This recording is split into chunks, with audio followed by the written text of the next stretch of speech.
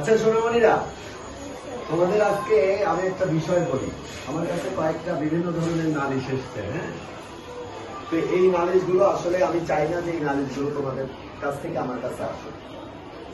দেখো, আমি হিন্দু না মুসলমান, আমি ফর্সা না কালো, বা তুমি ফর্সা না কালো, তুমি হিন্দু না মুসলমান, তুমি কোন ধর্মে আছো, তোমার জাত কি, এই সমস্ত ব্যাপারে কিন্তু আমাদের কোনো হাত নেই। আছে কি? আমি কোন পরিবার, আমি মুসলমান পরিবারে জন্মগ্রহণ করেছি, আমি সেই সূত্র ধরে আমি মুসলমান, ঠিক কিনা?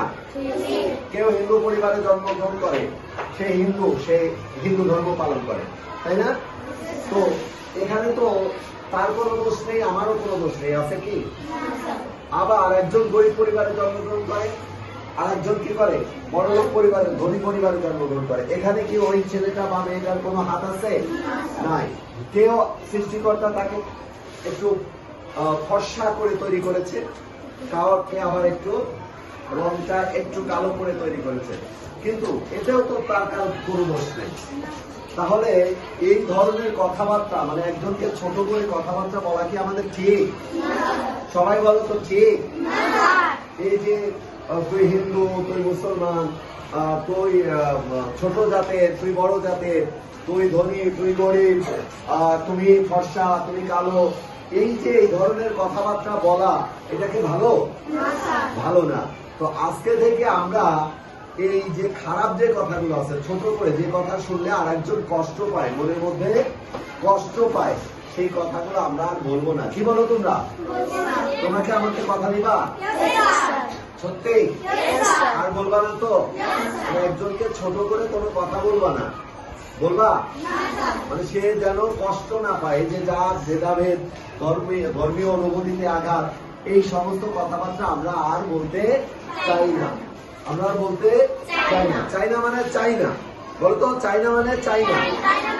আমরা এমন কোনো কথা বলবো না যাতে আমাদের আরেকজন বন্ধু, আমার আরেকজন সহপাঠী সে মনে কষ্ট পায়।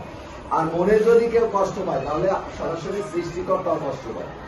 মানুষের মনে যদি কেউ আঘাত দেয়, সত্যি সত্যি করে আঘাত দেয়, তাহলে সেই আঘাতে শুধু সে না, সৃষ্টিকর্তা নিজেও আঘাতপ্রাপ্ত হয়, নিজেও কষ্ট পায়। তো সৃষ্টিকর্তা আমাদের কাছে যদি, আমাদের আচার আচরণের সৃষ্টিকর্তা যদি কষ্ট পায়, সেটা কি আমাদের ঠিক হবে?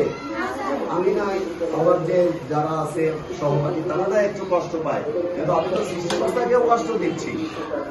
সৃষ্টিকর্তা একজনই না? সৃষ্টিকর্তা কয়জন? হিন্দুদের যিনি সৃষ্টি করেছেন, মুসলমান যিনি সৃষ্টি করেছেন, সবার সৃষ্টিকর্তা তো একজনই, নাকি? নাকি বলো তোমরা?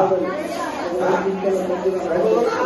তো সৃষ্টিকর্তা যদি একজনই হয়, তাহলে আমাদের এত ভেদাভেদ করে চলার দরকার নেই। আর আমরা যেহেতু একই ডেস্কে বসি, একই পাশাপাশি বসি, সহপাঠী আমরা, সেখানে তো অবশ্যই আমরা কি করবো না, কাউকে কষ্ট দিয়ে আর কোনো কথা বলবো না।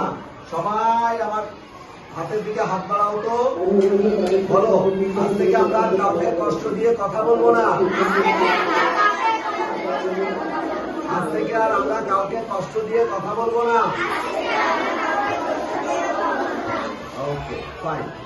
ধন্যবাদ তোমাদেরকে। তোমরা আমি আশা করছি যে তোমরা নিশ্চয়ই এই কাজটা কখনো করবে না। এই ব্যাপারটার জন্য আমার কানে আর না আসে। ঠিক আছে? বুঝতে পারছো সবাই? ওকে, থ্যাংক ইউ।